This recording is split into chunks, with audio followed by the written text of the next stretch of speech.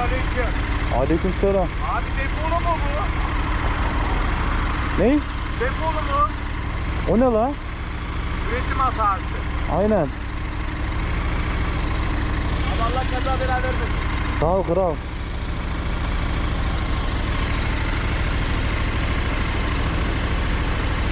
Ben de anlamadım. Kaynatıyorlar.